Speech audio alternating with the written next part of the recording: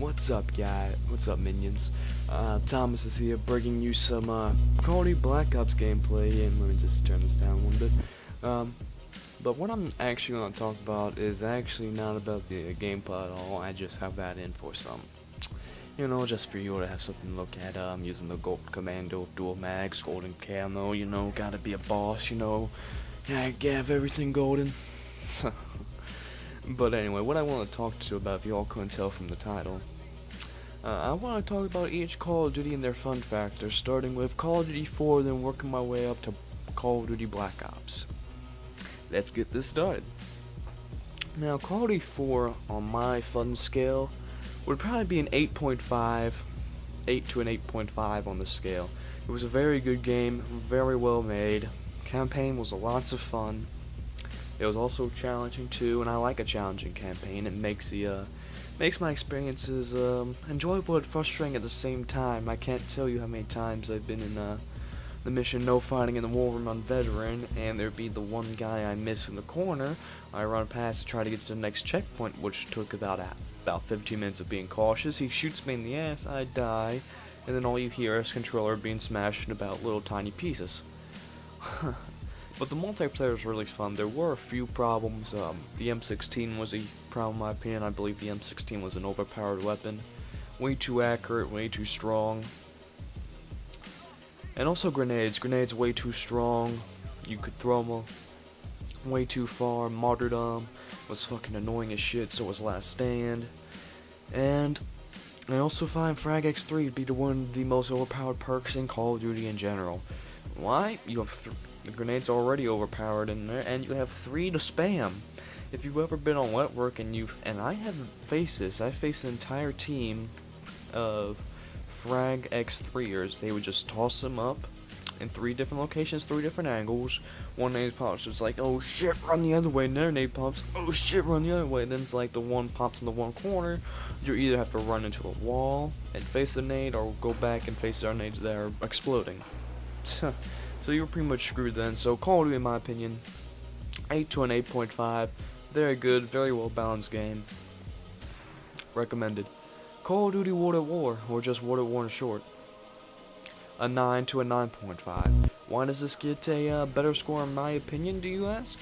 Well, there are very few problems with the Call of Duty 4, and there was one problem I forgot to mention for Call of Duty 4 side, and that was the ACOG M40. Of course you can counter with Juggernaut, but I don't want to be forced to use Juggernaut. I don't want to be forced to use anything.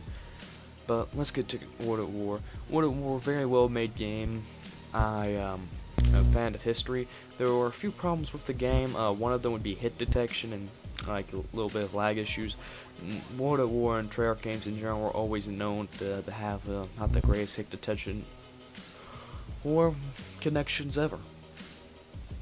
And there were also a few problems with the weapons. The SMGs were just a little bit too good, although the rifles could easily compete them at range, except the MP40. MP40 was an overpowered gun, the most overpowered gun in Call of Duty history, which is, in my opinion, why a lot of people did not generally go towards the World at War to play just for the MP40. I mean, I found an easy way to counter. You get a Thompson, slap a round drum on it, steady aim, you drop shot the shit out of them. And plus with MP40's stopping power gave a one-shot headshot, so it got annoying. But there's one thing World at War did that Call of Duty 4 did poorly on, and that was they made the some of the best maps in the game. Call of Duty 4 had great maps, and I will admit that. I will be proudly to admit that Call of Duty 4 had awesome maps. Some of the greatest maps in Call of Duty came from Call of Duty 4, but my favorite Call of Duty maps all come from World at War. Upheaval, Castle, what would be another one of my favorites? Oh yeah, Macon and Macon Day. All really great, well-made maps. And there's another thing they did well. They toned down the nades.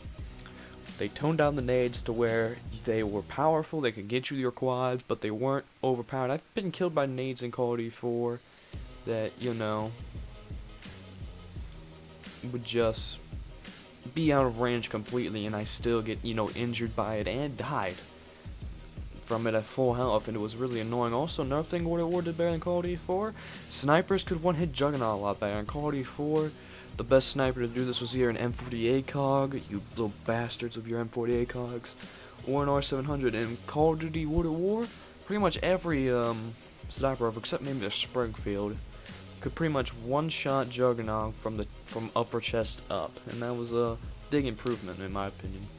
To MW2.